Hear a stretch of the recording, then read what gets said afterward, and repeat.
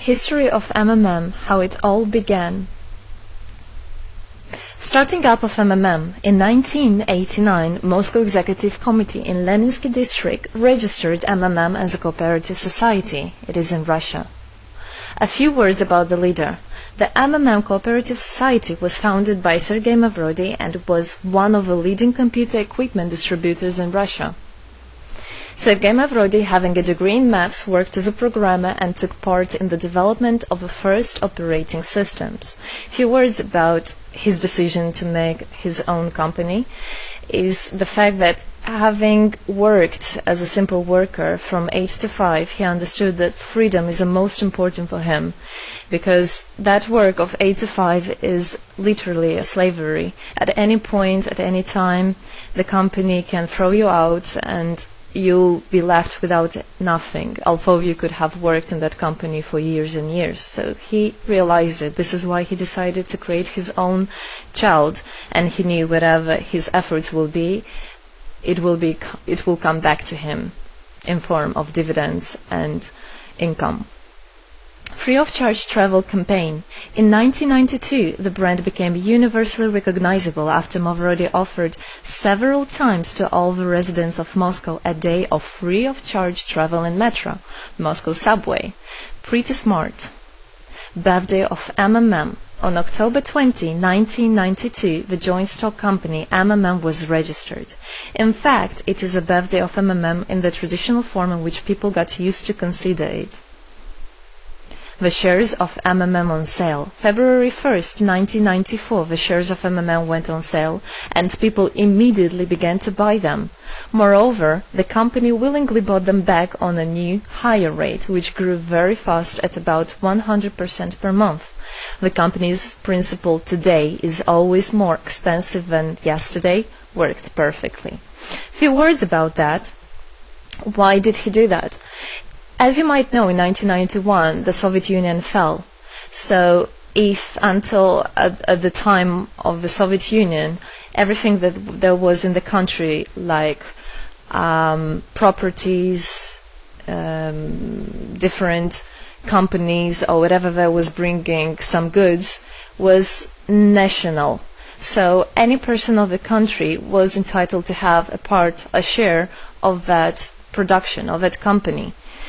Everybody was equal. But when the Soviet Union fell, what it meant is that all the companies, all the properties had to be privatized. So you can imagine there is a company, a huge company. People worked there for years and years. And at one moment there comes a person and says, all that is mine. Yes, this was the case, and obviously that information, that laws about the fact that it was possible to privatize was kept only for a small group of people for obvious reasons. So a simple worker who worked in that company for years and years or all his life didn't know he can actually come and say by law that that is his. So what genius idea Sergey Marvodi had is to sell these shares to gather the money of the people, and with this money to buy those companies. So basically, if a person has an MMM share, he would have had an exact share from the company that Sergey Marvodi bought. For example, a company from oil and gas or something else. Obviously, he knew perfectly which companies are worth it and which companies were not. There was quite a battle there. So as you can see, his idea was great, but let's see what happens. Government is trying to hinder MMM's activity. Surprise, surprise! Planned by the Russian government, MMM 94 was intentionally collapsed. It began when tax inspectors accompanied by OMON officers passed through the crowd of depositors and went inside the central office of the company to give a notice about the planned tax inspection. Right. So obviously, the small group of people that I was talking about is the government people, is the people that have connections and so on, and they wanted obviously all that money, all those properties to be kept in their hands. This is how the nowadays oligarchs were made. At that moment they had nothing. In one day they got loads of money, and now you can know them as very rich people who made their money on the back of a nation. So obviously they did something just to provoke some panic going through the crowd. Obviously, for any financial institution, a panic is really bad. As I remind you, at that time, MMM was selling shares, was a share stock company, let's say. Marvodi's arrest. Sergey Marvodi was arrested on tax evasion charge. Really lame excuse. It wasn't at all like that. What happened, even the person that was in charge with giving the arrest, he told him that there was no other option for them. They had to do something, even though it was illegal what they were doing, but they had to do it as they were afraid of him. Because, as he said, another 2-3 months and in whole Russia there would be no government, no banks, nobody, only Sergey Marvodi. You know, that who holds the money nowadays, this is in charge. So he was arrested, and his arrest was broadcasted live on all TV channels, obviously to show off more, to show people how bad he is, and actually the government didn't do anything wrong. On the same day, there was a storm of the central office of MMM. The company was prescribed to recover 49.9 billion rubles to the budget. Huge money. The question about the money in MMM 94 is open, as no one still can give an answer where it is. The authorities simply turned a blind eye to it, although hundreds of eyewitnesses are ready to confirm, even under oath in court, that they saw 17 trucks take out cash through the back door. So unfortunately at that time there was no internet, no bitcoins, no other internet wallets, and all the money were obviously kept in cash in the MMM offices. And the government took advantage of it. They just came, took it out, and then they said nothing. Moreover, they didn't say where the money went. They even made the way to make people believe that Sergey Marvodi was the one who took all those 17 trucks of money and disappeared. But obviously it wasn't the case. It was a simply lame excuse. Demonstrations against state authorities. August 1994. Thousands of MMM depositors affected by the artificial collapse of the pyramid protested and demanded to set Marvodi free. Actually, Marvodi could have used his powers and do huge, bigger protests, but he decided not to do that, as that would made as obvious a different protests of this type. It could be people injured or even killed, so he decided not to use people in this purpose. It was very noble from him to do that. MMM leader became a deputy. However, he found a way to get out of the prison. Being imprisoned, Sergey Marvodi had managed to register as a candidate for a deputy of the State Duma and was released from prison. He won the elections by a landslide and became the deputy of the State Duma of the first convocation.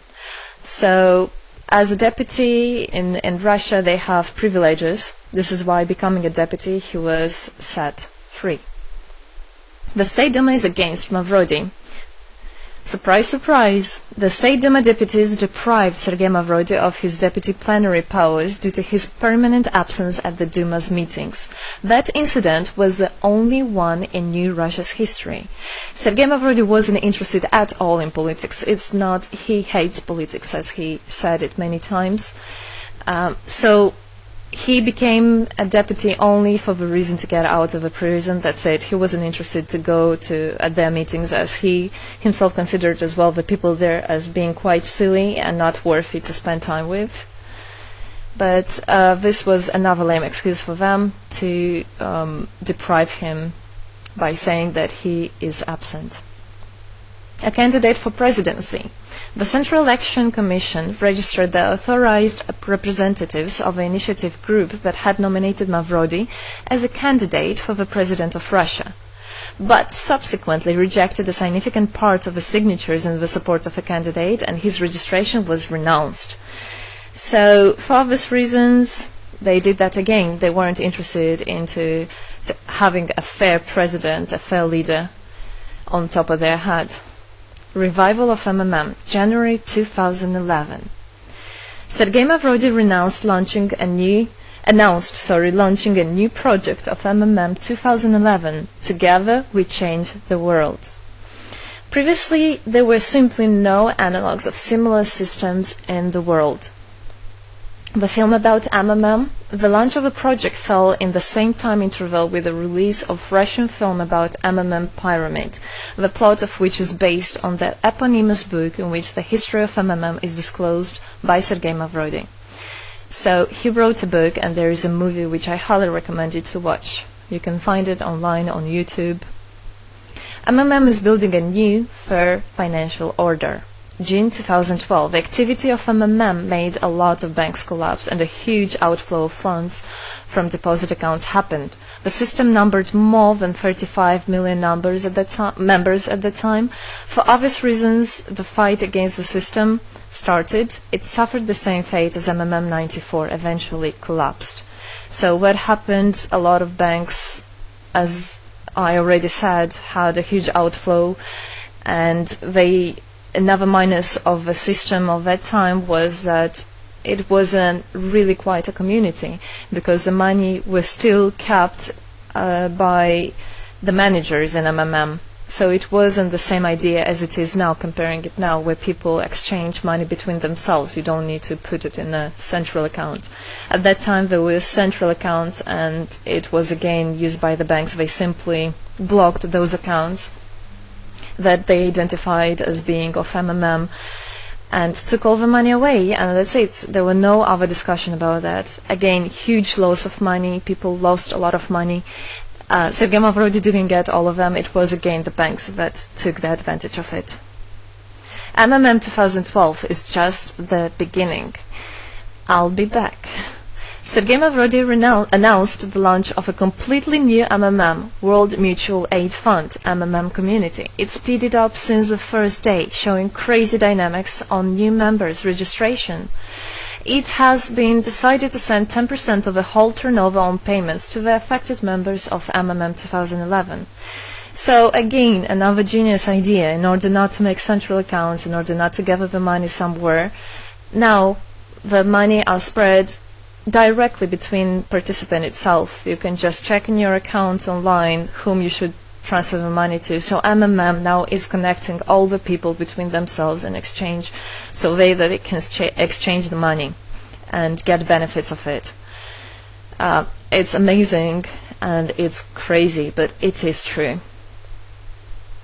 MMM is growing. Some short facts. 2012, MMM started its development in India. It had great, huge developments. 2012-2013, following India, MMM Bangladesh was launched as well. 2013, MMM Indonesia was launched. 2014, MMM Hong Kong. And it's not the end. MMM Global, 2014. MMM Global started up in the spring 2014. It is a voluntary network, a community of millions and millions of people from more than 100 countries worldwide. So there is already MMM settled in Argentina, Brazil, Philippines, Hong Kong and other, and all the rest of people in the world from all the countries of the world are able to participate as well. So they rebelled against the financial slavery and combined their money for this purpose. So how it is possible? MMM, the Republic of Bitcoin. Bitcoin is another genius idea to set the world free. For MMM Global participants' convenience, there were some trendy ideas on funds transfers implemented. From now on, all the countries where you can buy and sell Bitcoins can be registered in a branch of Free People of the Republic of Bitcoin. Thus, there is no barriers to develop MMM in small countries due to their restrictions on the international bank transfers. Banks. This is not something that we would want to use, as the banks can anytime put restriction on an account or even block an account and take all the money. Yes, the banks can do that. Read better your contract. So, Bitcoins is really genius idea to do that. Join MMM Global, join our community, set the world free. Don't hesitate, don't even think of going back, just go always forward. We are writing the history right here and right now. We are not going to be any more slaves working from 8 to 5, having pennies for that.